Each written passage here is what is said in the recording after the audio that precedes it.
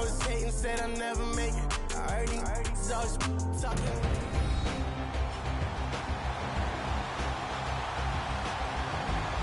Back now on EA Sports at Raymond James Stadium in Tampa. You couldn't have picked a better time to tune back in because we're about set to kick things back off in overtime. So a tie ball game here as the kick's away. This is fielded a couple yards deep. And this return net's positive as he gets past the 25 and up to the 27-yard line.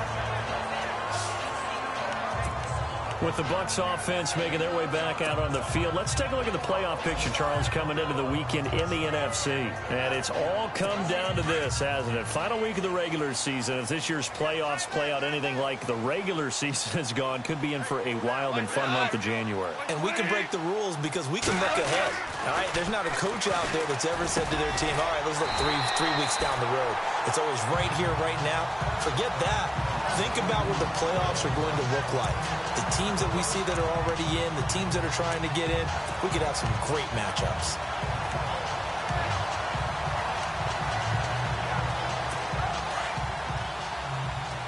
So the D-line's going to spread out.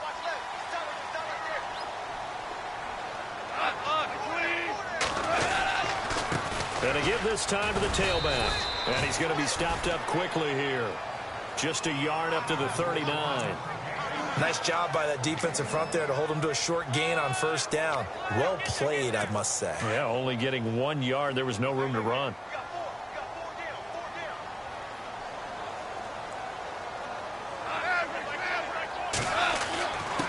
And he'll give it here to his running back. And he gets this one to midfield before he's brought down. A nice pickup there of 11 yards, and it'll move the sticks. At this stage of the game, the run-pass numbers are a little bit out of whack because most of their yardage just comes through the air. But in a sense, that just sets things up for big runs like that because the defense might be a little bit off balance. They pick up another first down with that run. Going to throw right side here, complete. And he's able to get this one down to the 40-yard line. 10 more there and another first down. And just a small glimpse there as to why they like this rookie so much. And that's why they lit up a little bit in our meetings with the coaching staff. Yeah, when we talked about him, they did. Yeah, they like his work ethic. You know, this guy's running every route well in the route tree and getting better at it all the time, really honing his game. They expect a pretty good jump out of him as things continue to move on. They run the counter now on first down. No dice this go-around. He's hit behind the line and taken down. It's a loss of 2 there, bringing up second down. Every year I go to the combine and marvel at the speeds that linebackers are running nowadays. They run like DBs. And let's face it, they know how to finish plays too. Eyes up, head up, run right through them. Here's Goff. And his throw's going to be incomplete. Mike Evans, the one he was looking for. And it's third down. The effort's always going to be there. Everyone's always going to try and make a catch, but underthrown balls, I think, are the toughest ones to come back and get because usually your momentum's going in the opposite direction when you're trying to stop, break, and come back and get it.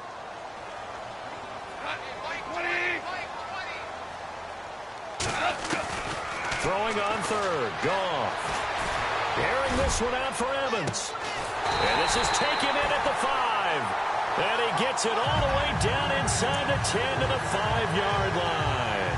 They're able to convert on third down, and that sets up a first and goal.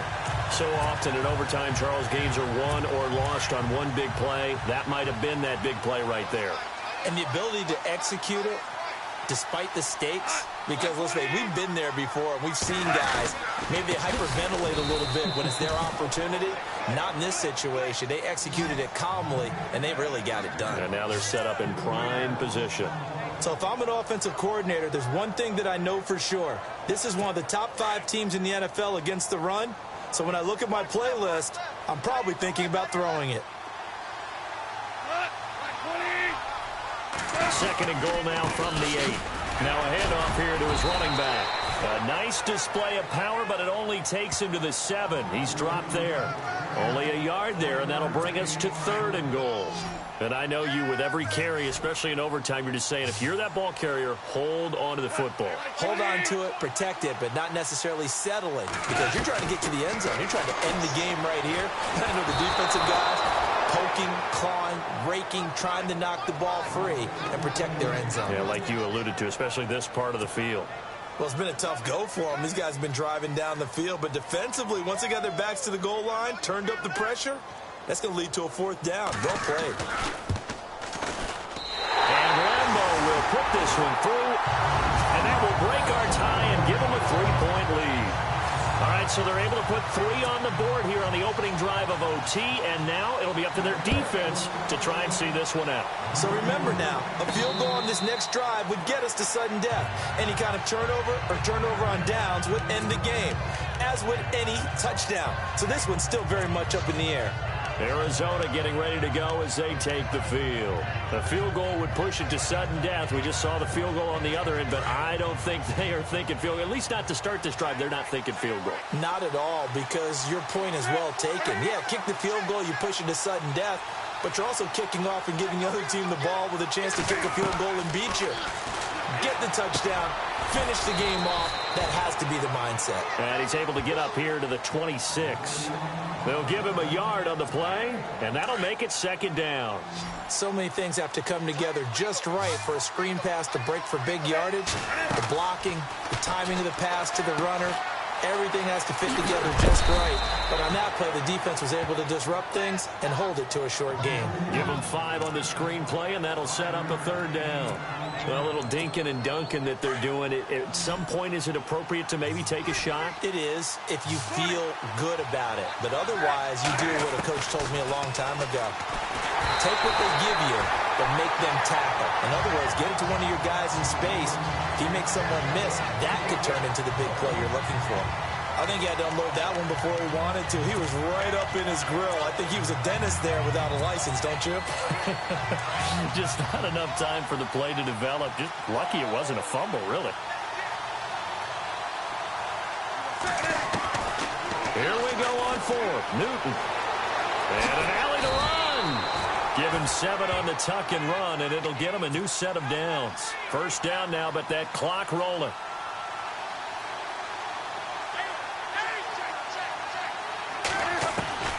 Now a 1st down throw for Newton.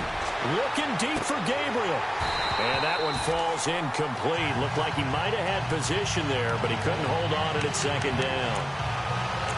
I know he wants to get his team back in the game, but a 50-50 ball right there that maybe was a little questionable. Yeah, he's pretty lucky to get that one back. I think that sometimes these quarterbacks play with a lot of confidence that borders on arrogance, and that can put your team in some Dutch. Yeah, especially maybe want to look at some safer routes after the interception he had that ended their last drive.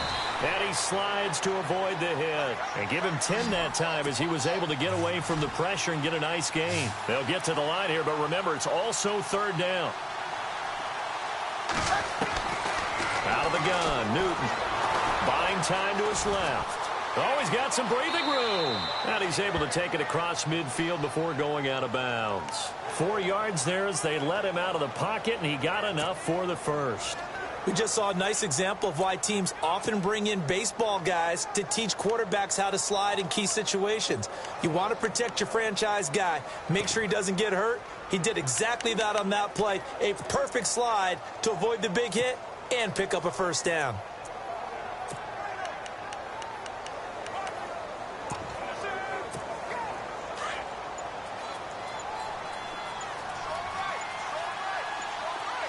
Time running out here on the play clock. Now Newton on 1st down. Throwing right, and that's complete. And he's brought down. Give him 11 yards that time and a new set of downs. And now the clock will stop as he's able to get up and spike it here.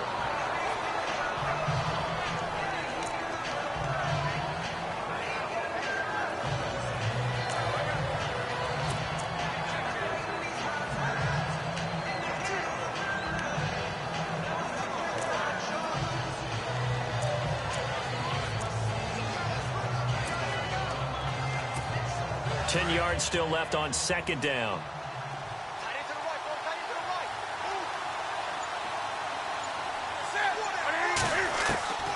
From the gun, here's Newton. Oh, the Buccaneer pressure too much. Down he goes. Brandon Graham in there to get him, and that's sack number 8 for him on the year.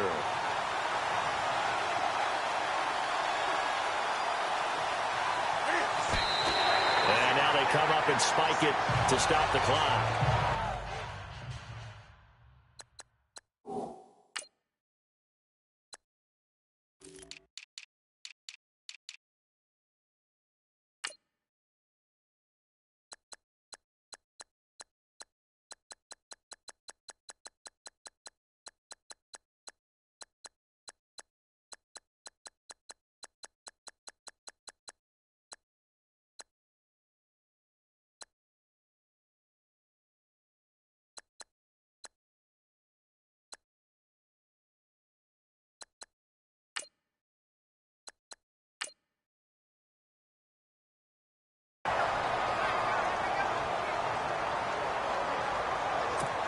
So on 4th down, out trots the kicker in a big spot here. This a long one to try and keep us going in overtime. And this one's not going to get there. It's short, no good, and as a result, we will not continue in overtime. This game is suddenly over.